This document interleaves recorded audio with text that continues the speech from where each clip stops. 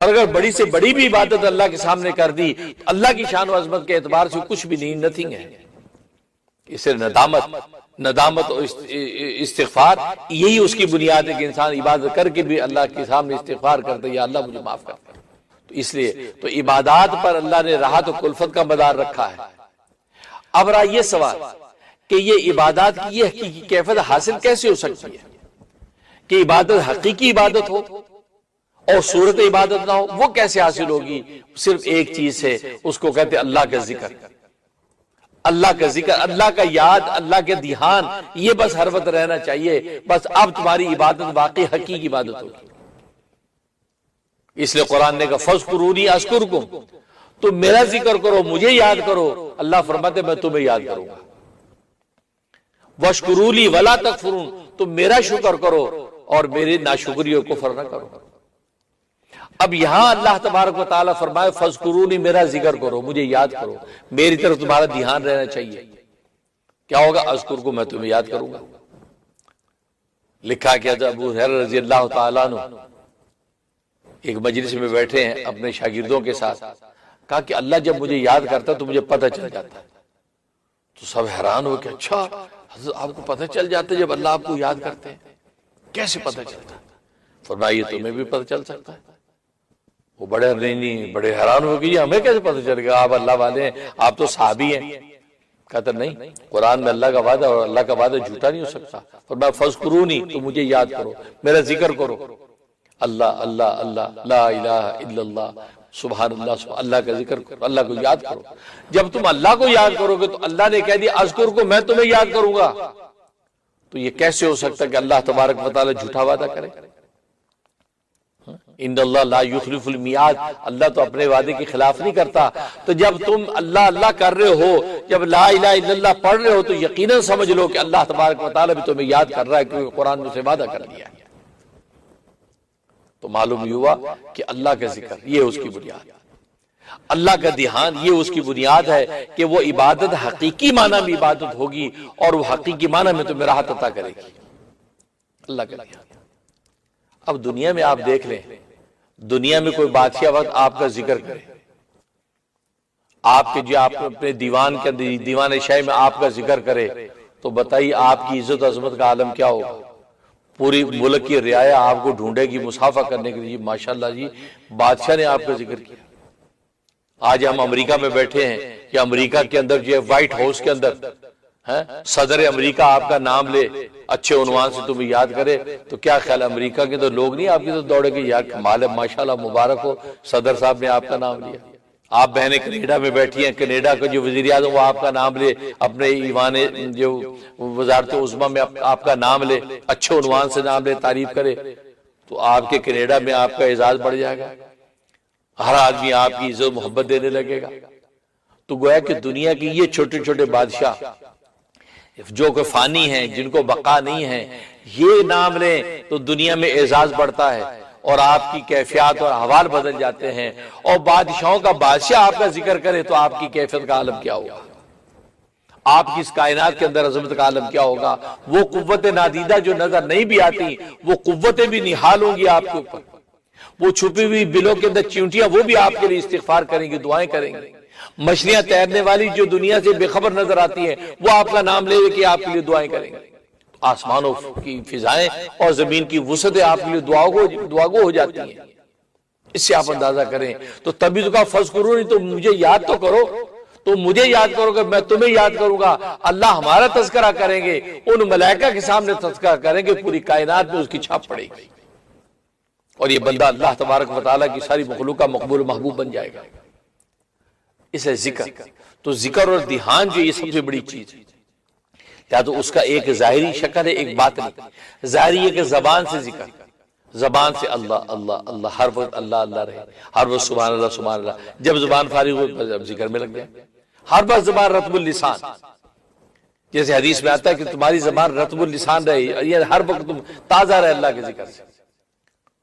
ایک اس کی عادت ڈالو، اور دوسرا قلبی طور پر جہاں زبان سے اللہ کا ذکر کرنے کی ممانعت ہے، یہ کرنا مشکل، وہاں دل میں دھیان اللہ تبارک و تعالیٰ کی طرف رکھو، اللہ مجھے دیکھ رہا ہے، میں کھا رہا ہوں اللہ مجھے دیکھ رہا ہے، میں پی رہا ہوں اللہ مجھے دیکھ رہا ہے، میں بول رہا ہوں اللہ مجھے سن رہا ہے، میں لیٹا ہوں اللہ مجھے دیکھ رہا ہے، کیونکہ ایک ایک کیفیت اللہ تبارک و تعالیٰ مجھے دیکھ اور سن رہا ہے، یہ دھیان رکھو۔ لہٰذا خلوت میں بھی پھر ایسے پیرے رکھ جاتے ہیں معصیتوں پر، اور ایسے دربان کھڑے ہو جاتے ہیں ملائکہ کے کہ شیطان و نفس پھر وہاں پہ اغوا نہیں کر سکتا ذکر۔ تو یہ دو چیزیں بنیاد ہیں۔ لہٰذا آج مائیں گھروں کے اندر پریشان ہوتی کہ بچے پتہ نہیں وہ ہر وقت ٹی وی میں لگے رہتے ہیں، ہر وقت ویڈیو گیم میں کھیلتے ہیں، اب بے دھیان ہیں، ہمارا خیال نہیں کرتے۔ ان کو ذکر کی عادت ڈالو، ان کو ذکر کی عادت ڈالو، بچپن سے ان کو بیٹا ہر وقت اللہ اللہ کرتے، ہر وقت سبحان اللہ سبحان اللہ۔ یہ سبحان اللہ کا کلمہ تو ویسے ہی اتنا میٹھا، اتنا پیارا، اتنا کمال کا ہے، یہ سکھا دو بچوں کو کہ بیٹا جب فارغ سبحان اللہ سبحان اللہ سبحان اللہ، خود بھی ان کے سامنے کرنے کا۔ اسکول جا رہے ہو سبحان اللہ سبحان اللہ پڑھتے جاؤ، لا الہ الا اللہ لا الہ الا اللہ، تو ذکر کی عادت ڈالو، اللہ اللہ اللہ کی عادت ڈالو۔ تو بچپن سے بچوں کو جب آپ عادی بنا دیں گے تو زبان جب ان کی پاک اللہ اللہ کرے گی تو دل میں کا دھیان بیٹھے گا۔ اور آج حالت یہ کہ ہم بچوں کو اللہ کے ذکر کی طرف متوجہ کرتے نہیں، ان کے زبانوں کو ذکر میں مصروف نہیں کرتے، تو نتیجہ کیا ہوتا ہے؟ وہ پھر ان کی نگاہیں ویڈیو گیموں میں اور فضولیات کے اندر، پھر زبان سے بھی الفاظ مرضی کے جیسے چاہے نکالے، نہیں، ان کو ذکر کا عادی بناؤ۔ مشہور واقعہ آپ نے سنا ہے حضرت سیر سقطی رحمۃ اللہ علیہ کا۔ سیر سقطی رحمۃ اللہ علیہ کے ماموں بڑے اللہ والے تھے، وقت کے اولیاء کاملین میں سے، اور یہ سیر سقطی 7 سال کے تھے، 7 ایئر۔ تو ایک دن ماموں نے کہا کہ بیٹا کیا اللہ نے جو تمہیں اتنی نعمتیں دے رکھی، کیا تیرا دل نہیں چاہتا اللہ کو یاد کرے، اس کا تھینک یو کرے آج کی زبان میں؟ ہاں جی جی بالکل۔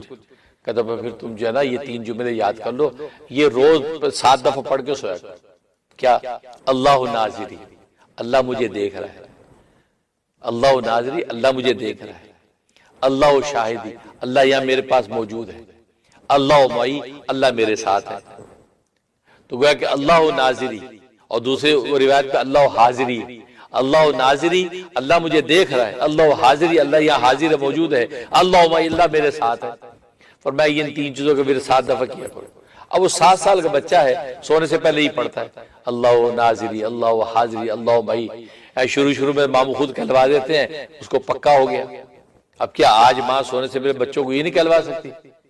بچوں پڑھو اللہ ناظری، سب بچے اللہ ناظری اللہ حاضری اللہ حاضری اللہ معی اللہ میرے ساتھ ہے۔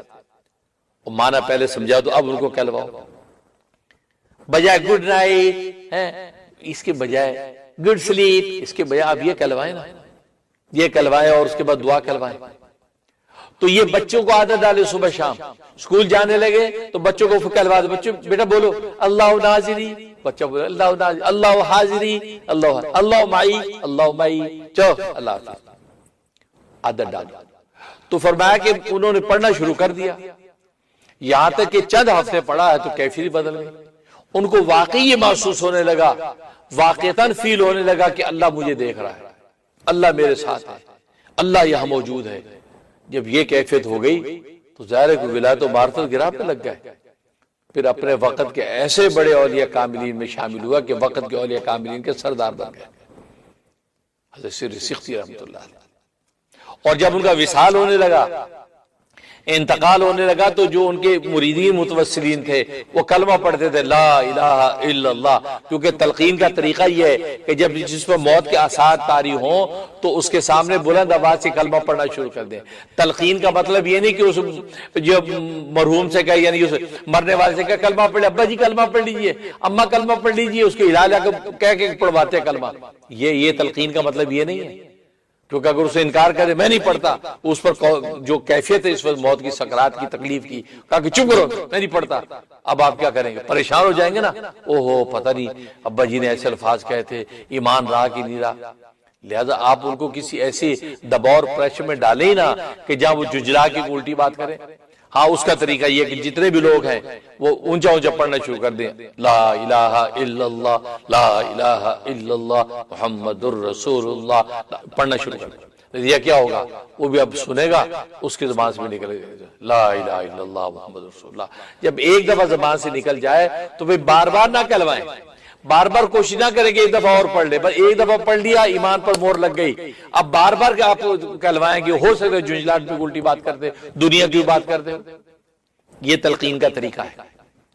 اب وہ جب پڑھ رہے ہیں لیکن سیدھی سختی جو سامنے دیکھ رہے ہیں، پڑھ نہیں رہے، اب اسی کیفیت میں ہے تو ایک اور اپنے وقت کے ولی جو ان کے لیول کے ولی وہ بھی آ گئے، وہ عیادت کے لیے پہنچے کہ حضرت بیمار ہیں، تو دیکھا یہاں تو سکرات کا عالم ہے۔ جیسے انہوں نے ان کو دیکھا تو اشارے سے بلایا، ہاتھ پکڑا ان کا، اور پکڑ کے کیا کہا کہ یہ لوگ مجھے اسم کی طرف بلا رہے ہیں مسمہ سے ہٹا کے، میں تو اپنی آنکھوں سے مسمہ کو دیکھ رہا ہوں۔ یعنی یہ اللہ کے نام کی طرف مجھے بلا رہے ہیں کہ میں لا الہ الا اللہ پڑھوں، یا تو مجھے اللہ کی ذات گویا نظر آ رہی ہے، اللہ کی آغوش کھلی بھی ہے اور میں تو اللہ کی آغوش کے دیکھنے کے مزے لے رہا ہوں۔ دیکھو کس مقام پہ پہنچے۔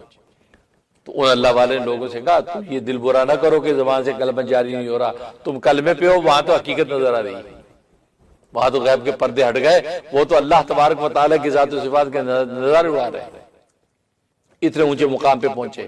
تو بچوں کو اس بات کی عادت ڈالو، سونے سے پہلے یہ سکھا دو، پھر دیکھو بچے انشاءاللہ کالج جائیں، یونیورسٹی جائیں، کہیں بھی جائیں، انشاءاللہ اللہ اس کے ساتھ ہوگا۔ جب اللہ ساتھ ہوگا تو پھر نفس و شیطان قریب نہیں پھٹکے گا۔ لیکن آج مائیں دنیا کی ساری حوصلے کریں گی، یہ نہیں کریں گی۔ اس لیے جو بہنیں مجھے سن رہی ہیں اپنے بچوں کی تربیت کے لیے اس بات کو بنیاد بنا لیں کہ اللہ ناظری، اللہ حاضری، اللہ معی، یہ سبق ان کو پکا کرا دیں، اردو میں انگریزی میں اس کا ترجمہ پکا کرا دیں، اور کہا کہ بیٹا 7 دفعہ تم نے اس کو روز پڑھنا ہے۔ سونے سے پہلے ان کو کہلوائیں، سب بچوں کو کہلوائیں، خود بھی اپنے آپ، کیونکہ آج ہم بھی بچے ہی ہیں، آج کی مائیں بھی بچیاں ہی ہیں۔ یہ کون سا جو ہے ولایت و معرفت اور علم و معرفت میں جو بالغ ہو گئی ہیں، بچپن ہی ہیں۔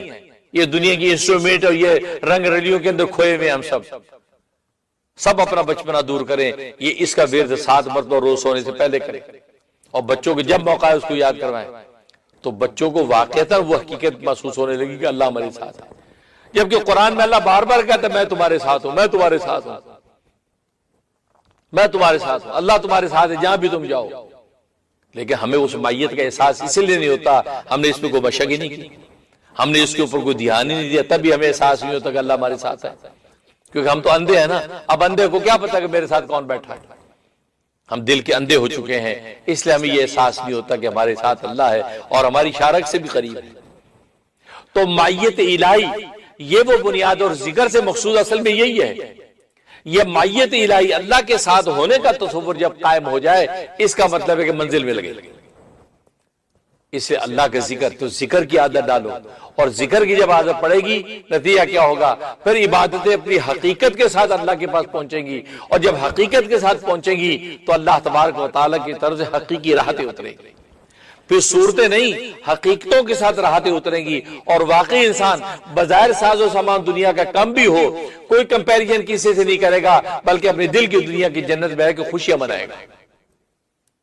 ورنہ وہی ہوگا جیسے آج ہم مکان بنا بھی لیتے ہیں، ہم کمپیریزن کرتے ہیں، یار سامنے والے کا مکان اچھا ہے، مجھے یوں نہیں یوں بنانا ہے، یا گاڑی لے لی، یار وہ فلاں گاڑی لے لی، فلاں والے اس کی گاڑی اچھی ہے۔ وہ ساری زندگی کمپیریزن کے اندر اس کے اندر پڑا رہے گا کہ یہ اس سے اچھا سوٹ میں اس سے اچھا لے لو۔